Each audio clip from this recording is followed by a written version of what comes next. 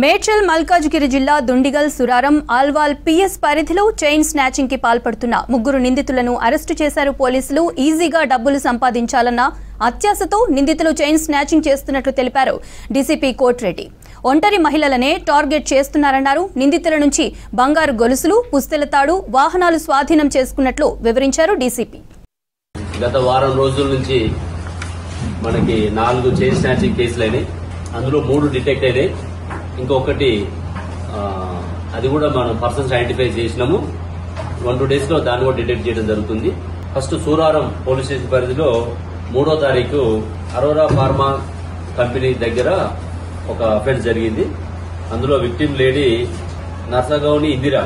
ఆమె వేరే ఒక బంధువులింటికి అని వస్తుంటే మస్కూరి అరుణ్ కుమార్ ఇతను ఆమె సింగిల్ లేడీ అని చెప్పేసి ఆమెని కాపు కాసి ఆమె మెడలో ఉన్నటువంటి సుమారుగా 3.5 తులాల బంగారాన్ని తీసుకోవడం జరిగింది. పుస్తకాడు సీసీ కెమెరా ట్రాక్ చేసుకోవడము, టెక్నికల్ ఎవిడెన్స్ కలెక్ట్ చేయడంతో మనకి నిన్న సాయంత్రం పట్టుకోవడం జరిగింది.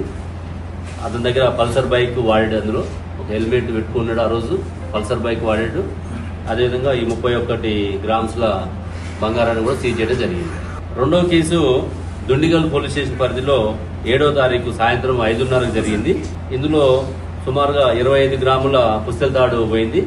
ఆమె బయటికి ఒక జాబ్ చేసుకుంటూ బయటకు వస్తుంటే మన ఇండస్ట్రీ నుంచి చూసి నడుచుకుంటూ వచ్చి చేయడం జరిగింది. దీన్ని కూడా నిన్న సాయంత్రం పట్టుకోవడం జరిగింది. ఇంకొకటి అల్వాల్ పోలీస్ స్టేషన్ పరిధిలో 7వ తారీఖు అయింది. దుండిగల్లో 7వ తారీఖు సాయంత్రం 5:30కి అయితే అల్వాల్లో సాయంత్రం 8కి అయింది.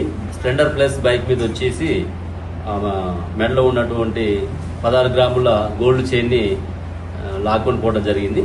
ఇతన్ని ఇవాళ ఎర్లీ మార్నింగ్ పట్టుకోవడం జరిగింది.